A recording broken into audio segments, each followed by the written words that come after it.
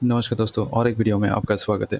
जो कि हम जानते ही हैं कि हमारा विश्व में अभी जो हर तरफ टेंशन का माहौल है, उसका आज हमारा प्यारा भारत में भी थोड़ा बहुत हमें दिखाई दे सकता है। जिसका लेकिन बहुत सारा ये घटनाएँ घटती है जिसका इम्पैक्ट अगर हाई होगा तो स्टॉक मार्केट पे उसका डायरेक्ट या इनडायरेक्ट रिएक्शन दिखाई दे सकता है। लेकिन अगर किसी भी घटना का इम्पैक्ट लो होगा तो उसका जो प्रभाव है वो हमारा स्टॉक मार्केट पे नहीं दिखाई दे सकता है। जो कि राजनीति एक टॉपिक है। राजनीति के बारे में हम सोचते हैं कि इसे दूरी बनाए रखने में भलाई है, लेकिन इसके ऊपर ही हमारा देश का बहुत कुछ डिपेंड करता है और देश के साथ-साथ हमारा स्टॉक मार्केट भी पॉलिटिकल डिसीजन के चलते ही बहुत कुछ निर्भर करता है। इसीलिए पॉलिटिकल स्टेबिलिटी होगा तो स्टॉक मार्केट अच्छा जाएगा, और अगर पॉलिटिकल इंस्टेबिलिटी अगर दिखाई देगा तो हमें स्टॉक मार्केट भी उसके असर दिखाई देगा। रिसेंटली जो एक टॉपिक चल रहा है ये सीजेपी के बारे में, कॉकरोच जनता पार्टी। कॉकरोच जनता पार्टी का अभी जो मुद्दा चल रहा है ये उनका जो ऑनलाइन का फॉलोअर्स बेस है बहुत ही तगड़ा बेस है, और कुछ ही दिनों में उन लोगों का इतना सपोर्ट ऑनलाइन में मिला है। लेकिन उन लोगों का जो अभी इस जो मुद्दा उठा ही दिया है उन लोगों ने, उसका इम्पैक्ट कितना हमारा बाज़ार पे पड़ेगा वही हम इस वीडियो में देखने वाले हैं।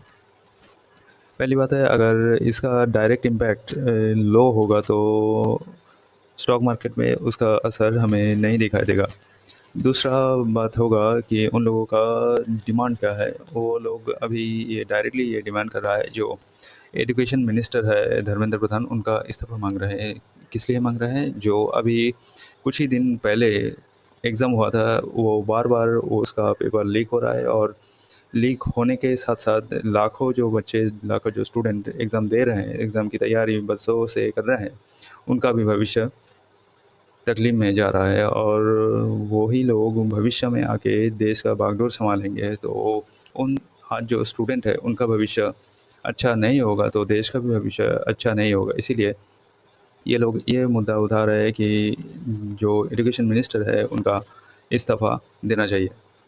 इसके चलते हमारे स्टॉक मार्केट में क्या प्रभाव पड़ सकता है? जो एडटेक कंपनीज़ हैं उनके ऊपर हमें डायरेक्ट इम्पैक्ट दिखाई दे सकता है। अगर इससे ज़्यादा बड़ा हुआ तो जो मूवमेंट चल रहा है अभी तक इसका इम्पैक्ट लो इम्पैक्ट है, इसीलिए डायरेक्टली हमें स्टॉक मार्केट में इसका असर नहीं दिखाई देगा।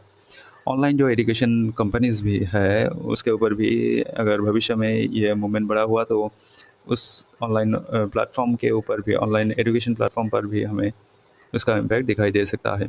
जैसे कि ये टाटा कंसल्टेंसी सर्विसेज़ पहले कुछ एग्ज़ाम कंडक्ट करते थे, लेकिन कुछ कंट्रोवर्सी के कारण उनको हटाया गया है। अब ये भी मुद्दा उठ रहा है कि टीसीएस को फिर से वापस उनका दायित्व दिया जाए। थर्ड जो है, अगर ये सीजेपी हमारा संविधान के हिसाब से अगर कोई पॉलिटिकल पार्टी फ़ॉर्म करता है और पॉलिटिकल बेस बना पाते हैं, फिर हमारा जो पॉलिटिकल स्टेबिलिटी अभी दिखाई दे रहा है सेंट्रल एवं स्टेट में, वो लड़खड़ा सकता है। अगर ये लोग पॉलिटिकल पार्टी बनाएंगे, और पॉलिटिकल बेस पाने के लिए हमें उन लोगों को वोट भी चाहिए होगा। अगर उन लोगों को अच्छा पब्लिक सपोर्ट मिलेगा उसके बाद ही ये बातें हमें याद रखना पड़ेगा, उसके पहले नहीं। लेकिन हमें ये भी याद रखना है कि 2027 कुछ ही महीनों में आने वाला है, और उसके पहले ही क्वार्टर में शायद यूपी का जो स्टेट इलेक्शन है वो भी हमें दिखाई दे सकता है। इसीलिए अगर यूपी का जो एमपी, मैक्सिमम एमपी किसी भी स्टेट्स के मुकाबले यूपी से ही मैक्सिमम एमपी लोकसभा में जाते हैं, इसीलिए यूपी का इलेक्शन बहुत इम्पोर्टेंट होता है।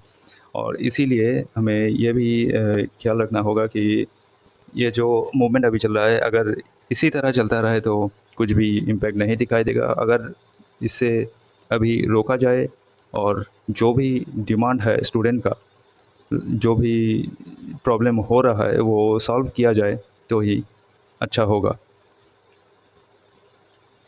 मिलते हैं नेक्स्ट वीडियो में, तब तक के लिए जय हिंद जय भारत।